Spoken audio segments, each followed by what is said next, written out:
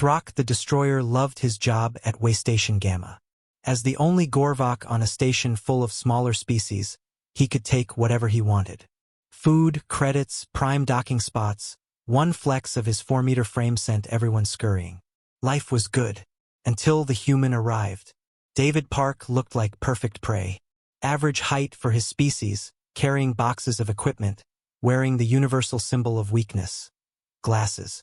When he politely asked Throck to move from the human-designated loading dock, Throck laughed so hard the station walls shook. "Make me little meat," Throck growled, spreading all 4 arms wide. David set down his boxes carefully. "I'd rather not. You seem like you're having a rough day." Throck blinked. In 50 years of bullying, no one had ever responded with concern. "I'm having a great day," Throck bellowed, confused by this reaction. "I take your dock. Maybe take your cargo too." "That's okay," David said, starting to pick up his boxes. "I'll use another dock. Though, if you don't mind me asking, when's the last time you called home?" The question hit like a plasma bolt. Throck hadn't spoken to his clan in decades. The Gorvok prided themselves on strength, and he'd been too ashamed to admit he was just a station bully, not the warrior he'd promised to become. That's none of your business," Throck snarled, but his voice cracked. David nodded, adjusting his boxes. "Fair enough. It's just you remind me of my brother. He used to pick fights when he was hurting. Turned out he just missed Mom's cooking." "I don't miss," Throck stopped. He did miss his mother's grilled thornbeast, and her stories, and the way she'd polish his scales when he was small. "Anyway," David continued, moving toward another dock, "if you ever want to talk, I'll be in Lab 7. I'm setting up a communication array. Free calls anywhere in the galaxy." Throck watched the human go, fury and confusion warring in his chest. He'd won. The human had backed down. So why did he feel like he'd lost? For 3 days, Throck maintained his reign of terror. But David's words echoed. On the 4th day, he found himself outside Lab 7. "It's open," David called. The lab was cramped for someone Throck's size. David was tinkering with a massive array of quantum communicators, tools scattered everywhere. I haven't called home in 37 years, Throck admitted, the words physically painful. David didn't look up from his work. "That's a long time.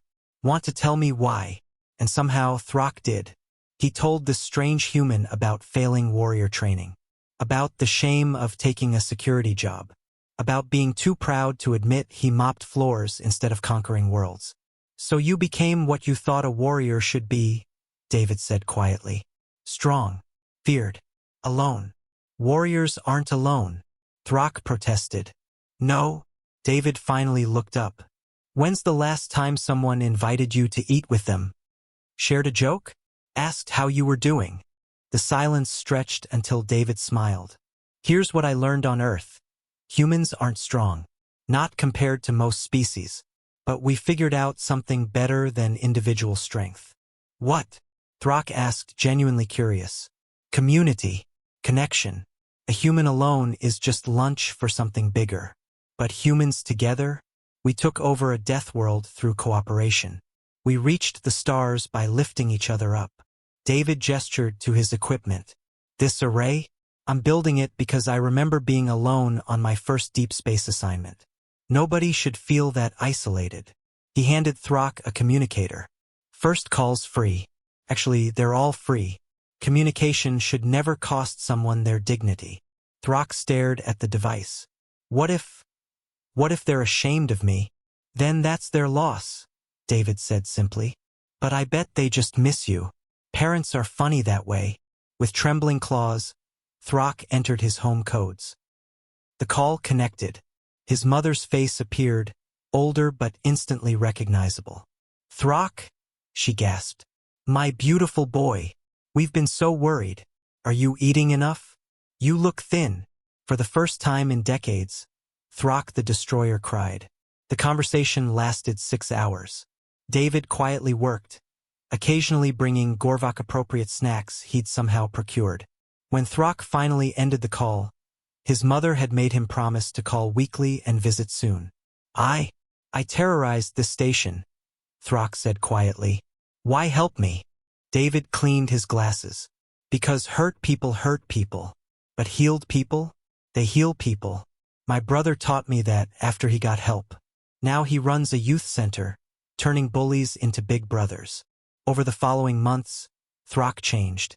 He still used his strength, but to help load cargo for smaller species. He mediated disputes instead of causing them. The station's residents slowly stopped fearing him and started liking him. When David's assignment ended, the entire station threw a farewell party. Throck gave a speech that made everyone cry, especially the part about finding family in unexpected places. You could have destroyed me that first day, Throck admitted privately. Your file says you're ex-military. Special forces. David smiled. Destruction's easy. Building's harder. But it's the only thing that lasts. As the human ship departed, Throck stood at his post, the loading dock security station he now took pride in. His mother's picture sat on his desk, next to a group photo from game night. He'd learned something stronger than power. The strength to be vulnerable, to connect, to choose building over breaking. And it all started with a human who saw past the bully to the being beneath.